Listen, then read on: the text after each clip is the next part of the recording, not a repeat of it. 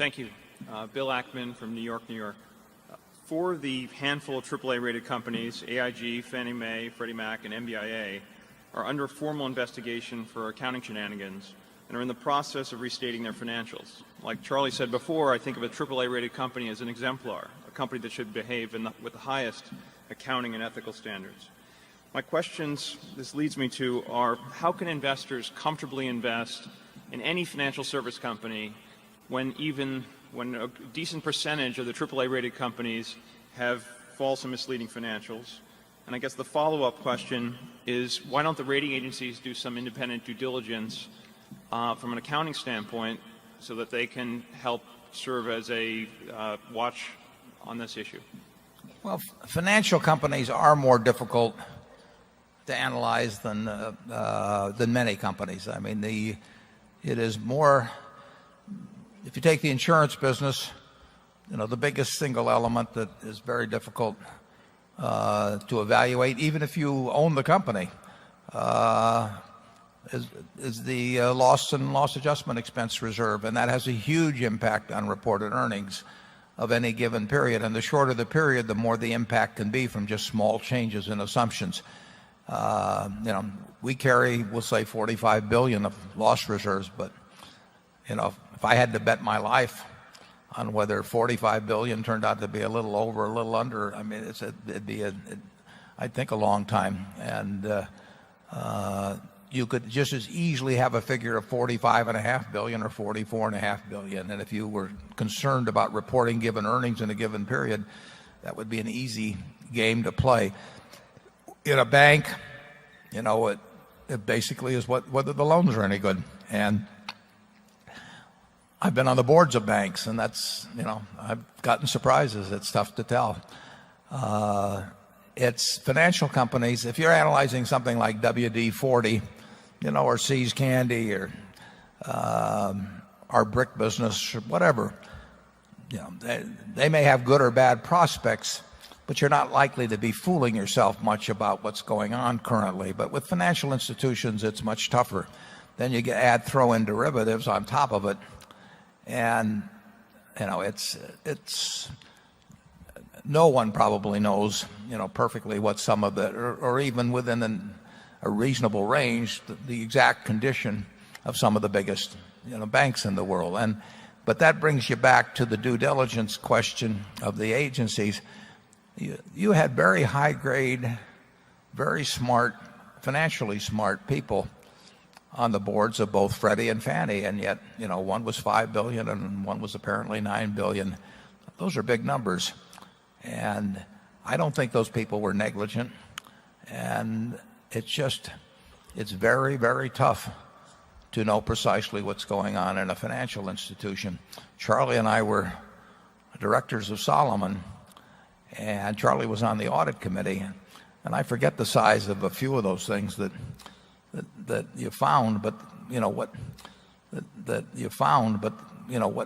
what wasn't found. And that doesn't mean that people below are crooks or anything like that. It just means that it's very tough with thousands and thousands and thousands of complicated transactions, sometimes involving the computations involving multiple variables. It can be very hard to figure out where things stand at any given moment. And of course, when the numbers get huge on both sides and you get small changes in these huge numbers, they have this incredible effect on quarterly or yearly figures because it all comes lumped in. Those adjustments come lumped in a short period of time. So I just think you have to accept the fact that insurance, banking, finance companies, we've seen all kinds of finance company, both frauds and just big mistakes over time, just one after another over the years. And it's just a more dangerous field to analyze. It doesn't mean you can't make money on it. We've made a lot of money on it, but it's difficult. Now, obviously, a GEICO, where you're insuring pretty much the same thing, auto drivers, and your statistics are much more valid in something like that than they will be if you're taking something that like asbestos liability. You're subject to far greater errors in estimation. Doesn't mean that people aren't operating in good faith, But, I would just take the asbestos estimates of the 20 largest insurance companies. I will bet you they're way off, but I don't know in which direction. And that's sort of the nature of financial companies. I wouldn't fault the rating agencies in terms of not being able to dig into the financials and find things that all of the companies that you've talked about have had big name auditors, and our auditors at Berkshire, how many hours did they spend last year? I don't know what it would be, probably 70,000 hours. And I'm sure at other, if you take major banks, they're spending more than that.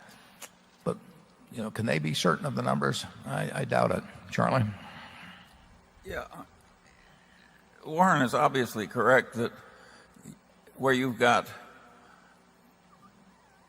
complexity, which by its very nature provides better opportunities to be mistaken and not have it come to notice, or to be fraudulent and have it not be found out, you're going to get more fraud and mistakes than you are if you're selling a business where you shovel sand out of the river and sell it by the truckload.